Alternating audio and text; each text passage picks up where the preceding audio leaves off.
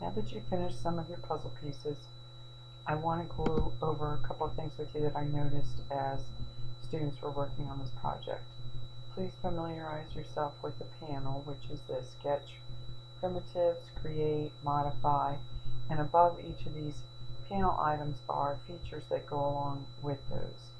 For instance, extrude, revolve, loft, sweep, rib, all of these we'll be using in the near future. These are all 3D items.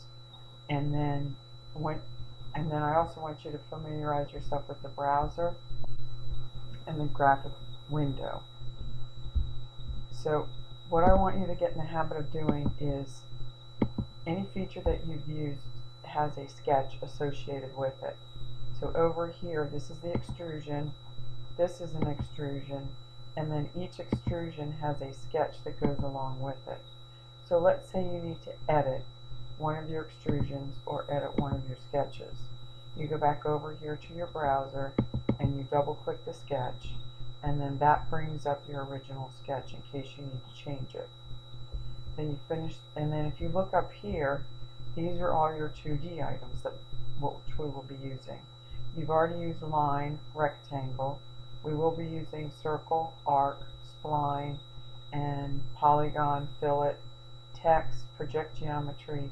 You've already used dimension, and then these are your geometric constraints. Trim, modify. So these are all panel items, and above those are all your 2D sketched items. And as you can see on this tab, whenever you're inside your sketch, your sketched tab is highlighted.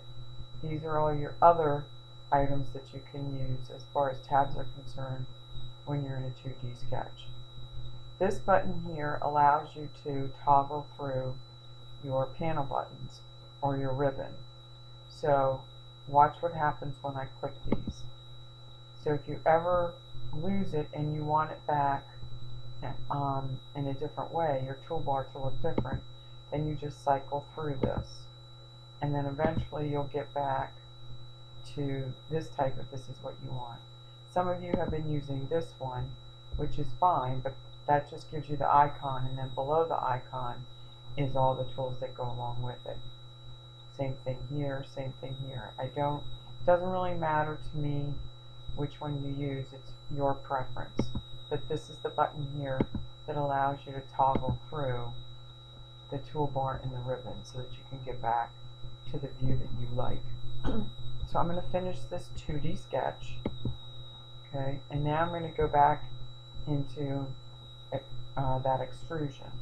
So from that sketch, what I did was I extruded that back 0.75, okay.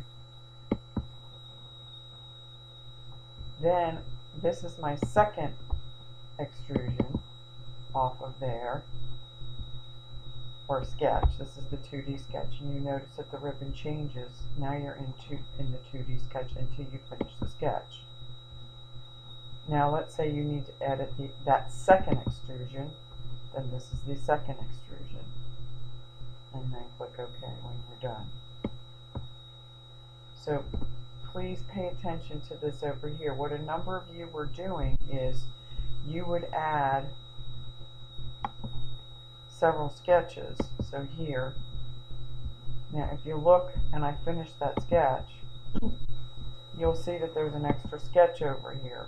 So be careful that you're not adding new sketches all the time, because then you're not going to be able to dimension or do specific things to it because it doesn't know which sketch you're in. So if you do need to delete a sketch, then you just right click it and delete. So I do need this sketch because this goes along with this extrusion, and I do need this sketch because this goes along with this extrusion. So if you've added an extra sketch, I do that again, okay,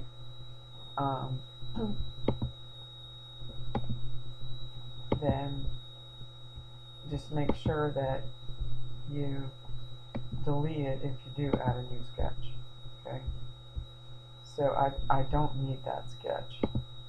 Now every time you delete a sketch, you see The one I deleted before was number 3.